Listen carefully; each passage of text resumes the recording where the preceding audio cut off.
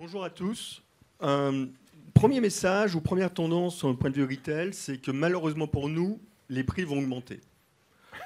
Pas très bonne nouvelle en tant que consommateur, mais assez facile à comprendre, car aujourd'hui, les marges du retail en France sont trop faibles.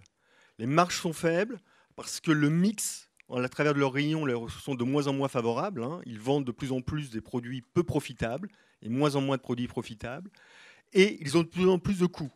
Un des principaux coûts à garder en tête, c'est le coût humain, avec l'ouverture du dimanche qui va se généraliser, les ouvertures tardives, et puis les services comme le drive. Donc plus de coûts, des marges pas terribles, donc les prix vont devoir augmenter.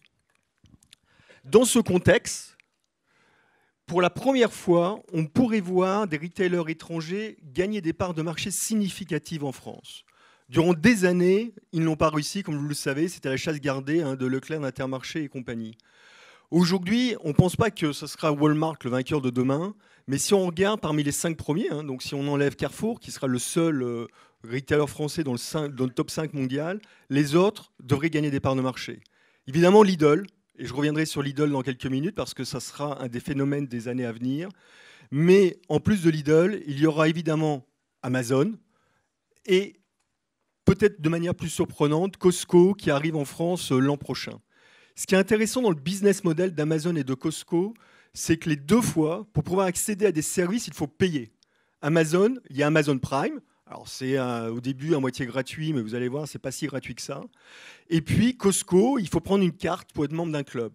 Cette idée de payer pour adhérer à des services pourrait être un des nouveaux modèles de retail et pourrait permettre notamment aux étrangers de gagner des parts de marché et de sortir du modèle classique de la guerre des prix entre retailers. Moi, je vais vous parler de robots. Je vous présente Tally. Alors, Tally, c'est un robot qui est testé actuellement aux États-Unis pour faire du store check.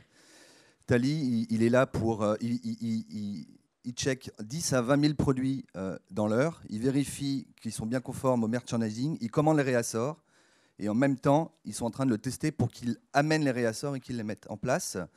Vous avez Lowey aux États-Unis et Walmart qui mettent des robots qui remplacent les vendeurs et qui, en langage naturel, vous permettent de lui poser des questions, d'avoir accès aux vidéos, d'où vient le produit, d'où vient la viande. On vous lance la vidéo du paysan.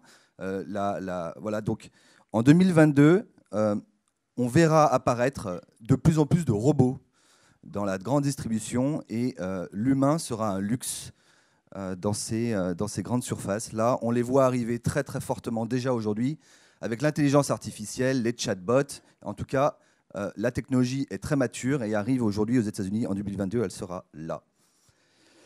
Alors, à contrario, on a beaucoup parlé d'émotion aujourd'hui, d'expérience.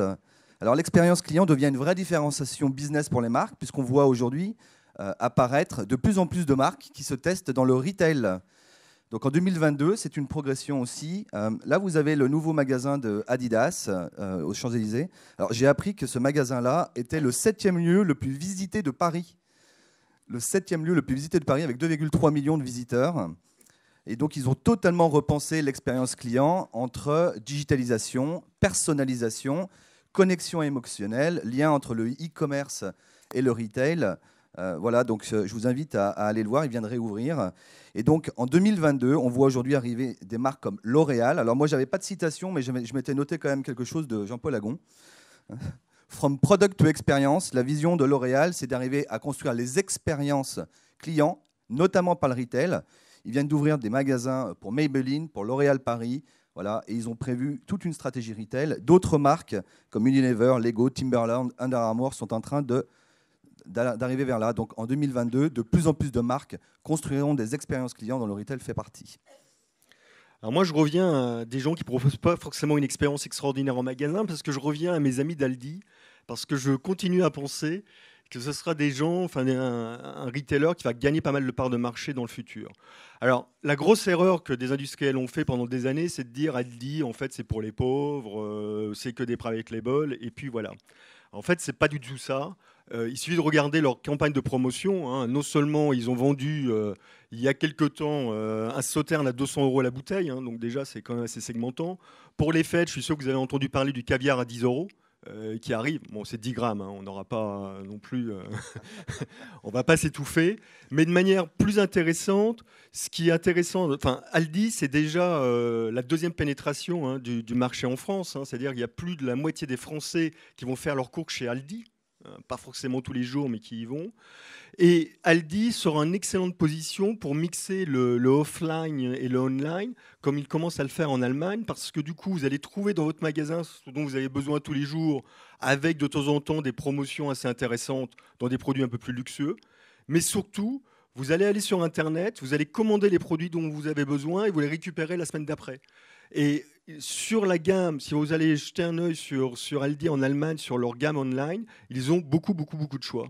Donc là où le offline et le online est souvent difficile à mixer pour des retailers classiques comme Carrefour, parce qu'on ne comprend pas forcément l'intérêt, si vous allez chez Aldi, ça fait du coup beaucoup plus de sens. Donc beaucoup de magasins, et ils ont quand même beaucoup de choses pour gagner des parts de marché dans les années qui viennent. Un autre segment de marché devrait aussi réellement progresser, c'est la proximité. Alors la proximité, pendant des années, c'était synonyme, désolé, de dépannage. Donc on allait dans la proximité parce qu'on avait oublié le paquet de café. Ce qui est plus intéressant les années à venir avec la proximité, c'est la possibilité de sursegmenter les clientèles. Aujourd'hui, on s'aperçoit que la croissance va venir par un ciblage plus stratégique des zones de chalandise. Il est évident que la proximité dans le centre de Paris, on va pouvoir vendre des produits beaucoup plus premium que dans la proximité, si vous voulez, à Angoulême. Et donc cette proximité va vous permettre d'avoir des assortiments qui vont cibler des shoppers très précis. Ça pourra être des jeunes, des vieux ou des gens sans revenus, mais ça sera un moyen d'adapter l'offre aux consommateurs.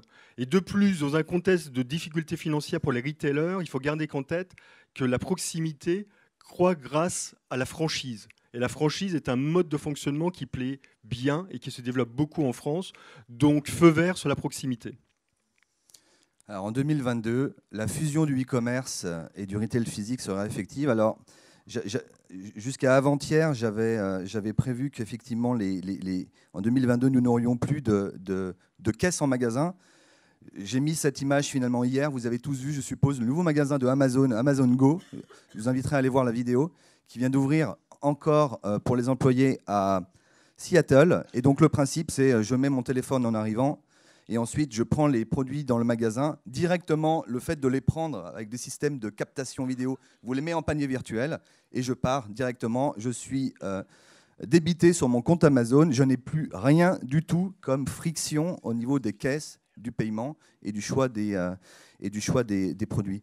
Donc aujourd'hui, la fusion du e-commerce et des magasins n'est pas encore effective. Les investissements technologiques sont là, mais je vous préviens qu'en 2022, toutes les fonctionnalités e-commerce de type de retargeting en magasin, c'est-à-dire d'être retargeté dans le linéaire en fonction de qui vous êtes, de ce que vous avez acheté précédemment, que ce soit offline et online, sera effectif et sera absolument personnalisé en fonction du consommateur.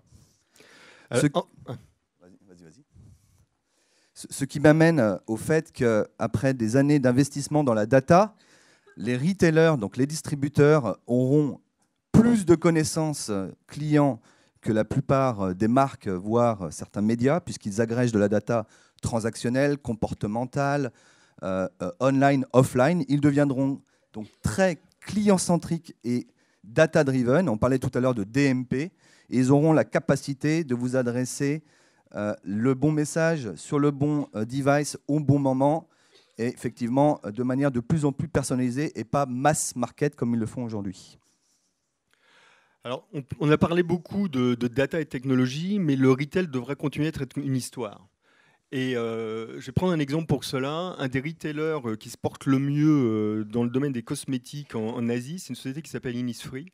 Et ce qui est intéressant avec Innisfree, c'est que quand vous allez dans leurs magasins qui sont très connectés, très épurés et tout ce qu'on veut, on y va aussi pour avoir une histoire.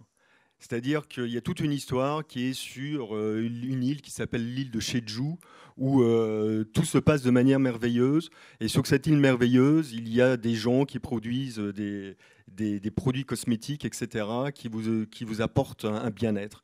Et donc, ils ont réussi à la fois raconter une histoire en ligne, et quand vous allez dans le magasin, vous avez la suite de l'histoire, c'est-à-dire que vous pouvez vivre un peu l'histoire, et vous avez la possibilité à la fois d'acheter des cosmétiques, ce qui est le but du magasin, mais aussi de boire du thé et d'avoir un moment où, dans votre vie, vous avez un peu l'impression d'être intégré dans cette fabuleuse île de Jeju et de vivre une vraie histoire en magasin. Alors, tu as raison, Christophe. Effectivement, on arrivera dans l'ère de la pertinence marketing. Et la pertinence marketing, on en a beaucoup parlé ce matin. C'est finalement qu'il ne faut pas oublier que l'acte d'achat est émotionnel, que donc les consommateurs vont devenir de plus en plus en contrôle, ils vont faire le choix des marques, et que finalement la réussite marketing des marques et des distributeurs va être un juste équilibre entre la connaissance des clients, donc la data et la personnalisation, et donc la connexion émotionnelle, et de leur envoyer le bon message qui leur parle au bon moment. Et donc cet équilibre est en train, et en 2022, je pense que les marques et les distributeurs seront dans cette notion de marketing chirurgical autour de la pertinence marketing.